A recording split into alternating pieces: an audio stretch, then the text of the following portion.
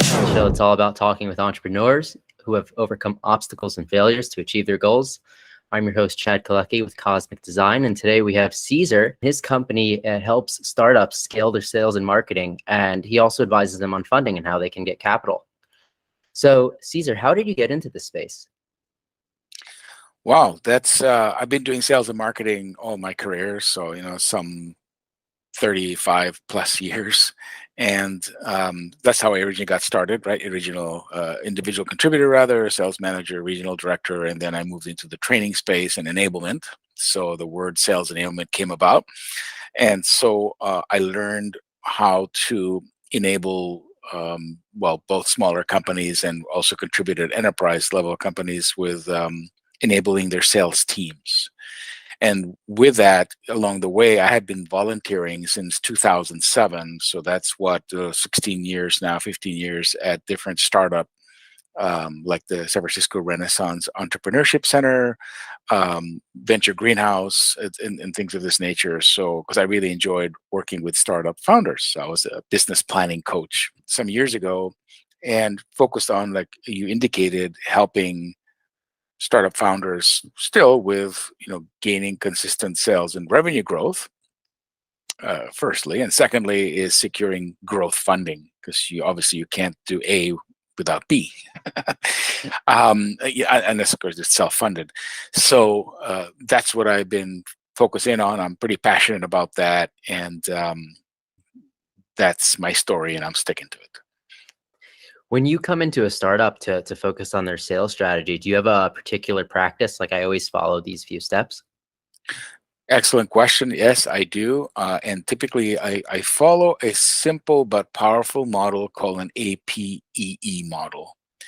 And some of it is evident on the flip chart here to my, behind me, where APEE stands for analyze and assess the situation, plan, execute on it, and then evaluate.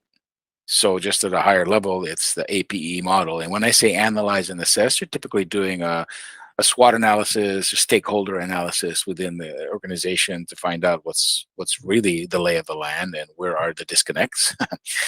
And then from there, you can determine, start formulating a plan. And when I say planning, I'm talking about what are the objectives, strategies, and tactics in order to execute on that plan.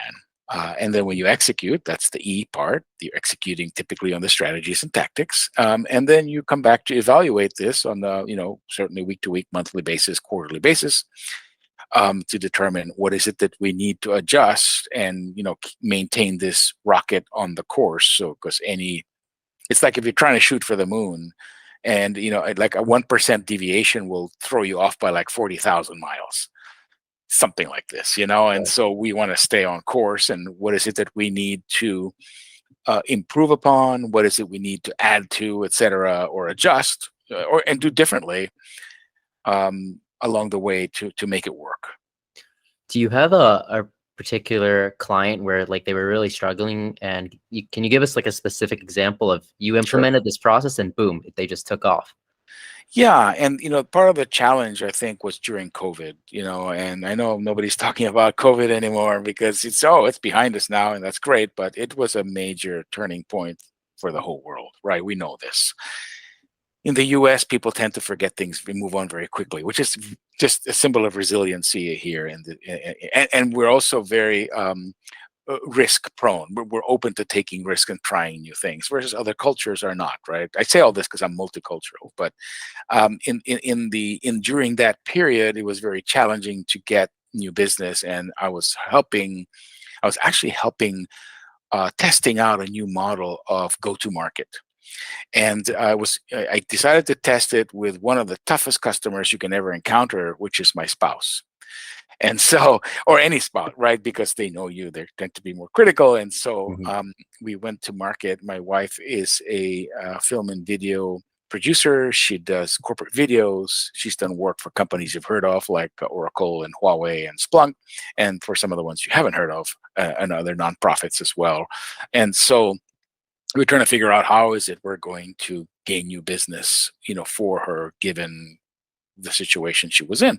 And so we applied just to cut the long story short, we basically applied this go-to-market approach. Something I have a system called the Accelerate Sales Service, which really helps startups with their go-to-market and helps them scale that. And so that's some of the work that we did for her, and got 6 new clients in 6 months. This is B2B. My focus is B2B tech companies, SaaS or non-SaaS, right?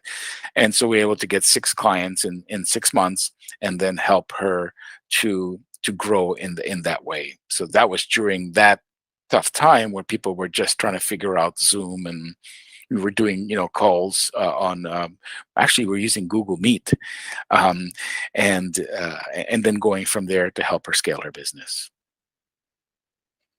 Very interesting how you're able to do that for and grow her so quickly, 6 clients like that. Along your path in your career, has there been a moment where you were just floored, and then looking back, you were able to come out the other side and push through? It happens frequently. I mean, it's like challenges come up every day. You're dealing with situations with clients that, yeah, no, one of the things I do is I'm putting some folks in terms of the work I'm doing in sales growth.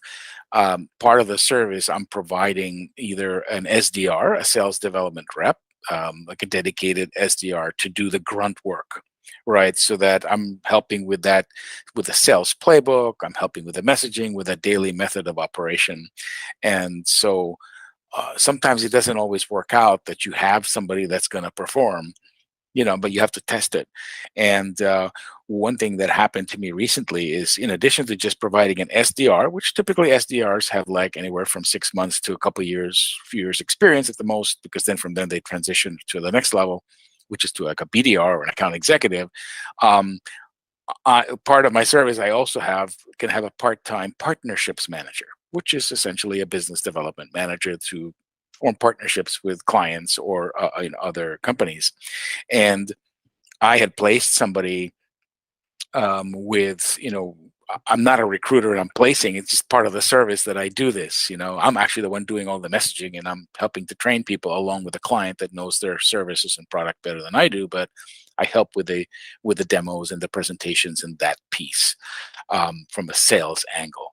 And so when I placed a partnerships manager with a client, and then 2 weeks in, the partnerships manager decided that, ChatGPT has come about, and your client's platform that does market research, I don't think is going to be around very long due to the competition of ChatGPT. So I had a double whammy. I had one, that the partnerships manager didn't really stand behind the client's product, putting me in a bit of a predicament. And at the same time, there could have, it turns out, I mean, ChatGPT can do certain things, but it can't do anything near to what this particular platform can do, market research. But in real time, like, that's the key, is the real time information it provides. ChatGPT doesn't necessarily provide you with real time information. It'll go back and gather through its trillions of data points. Okay, what's relevant to this? And they do that very quickly, but you still have to sift through it. And at the end of the day, you still have to be able to put it into a cogent format that people can now digest, and it looks good, and I can use this. So that's part of what my client's platform was doing. But again, I ended up with a double whammy, where you got the ChatGPT, and you have a partnerships manager that I had put into this project that decided to walk away from the project. So it's put me in a predicament, and this just happened in the last week.